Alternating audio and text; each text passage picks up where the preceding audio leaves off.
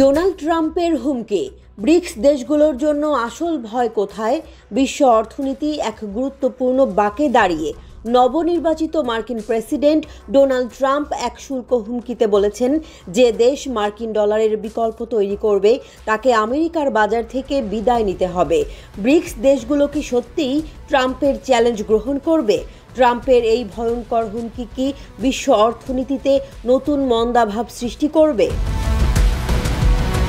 বিশ্ব বাণিজ্যের অঙ্গনে একে অপরের সাথে সম্পর্কিত দেশের মধ্যে কখনো রাজনৈতিক, কখনো বাণিজ্যিক উত্তেজনা থাকে। তবে এখন সেই উত্তেজনা এক নতুন উচ্চতায় পৌঁছেছে, কারণ যুক্তরাষ্ট্রের নবনির্বাচিত প্রেসিডেন্ট ডোনাল্ড ট্রাম্প নতুন করে এক সাংঘাতিক হুমকি দিয়েছেন। তার মতে, যদি ব্রিক্স দেশ ব্রাজিল, রাশিয়া, ভারত, চীন এবং দক্ষিণ আফ্রিকা মার্কিন ডলারের বিকল্প কোনো মুদ্রা চালু করতে যায়, তবে তাদের পণ্যে 100% শুল্ক আরোপ করা হবে। মোদির টুটিও চেপে ধরবেন ট্রাম্প। যুক্তরাষ্ট্রের সাথে দাদাগিরির ফল ভোগ করবে ভারত। কিন্তু প্রশ্ন হচ্ছে, এটা কি শুধু ট্রাম্পের চমকপ্রদ কথাবার্তা, নাকি আন্তর্জাতিক বাণিজ্যে এক বিপজ্জনক পরিবর্তন আসতে চলেছে? এই শঙ্কা আরও গভীর হয় যখন রাশিয়া ও চীন সহ বেশ কয়েকটি দেশ মার্কিন ডলারের আধিপত্য কমাতে এবং নিজেদের মুদ্রা শক্তিশালী করতে সক্রিয় হয়েছে।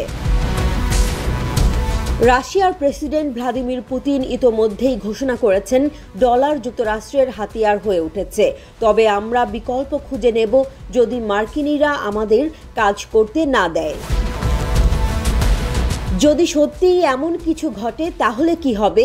একদিকে ট্রাম্পের নতুন মনোভাব, অন্যদিকে রাশিয়ার শক্তিশালী অবস্থান ও চীনের বাণিজ্যিক হুমকি। বিশ্ব অর্থনীতি কিভাবে এই চাপ সামলাবে?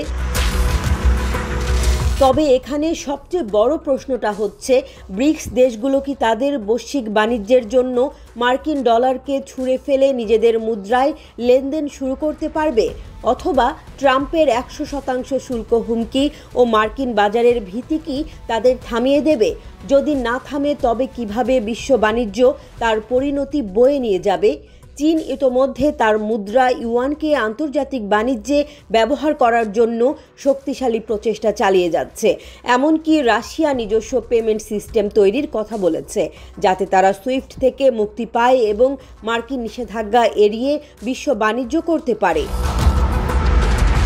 এটা শুধু রাজনৈতিক কূটকৌশল নয়, এটি আন্তর্জাতিক অর্থনীতিতে এক বড় ধরনের পরিবর্তন আনার ছক হতে পারে।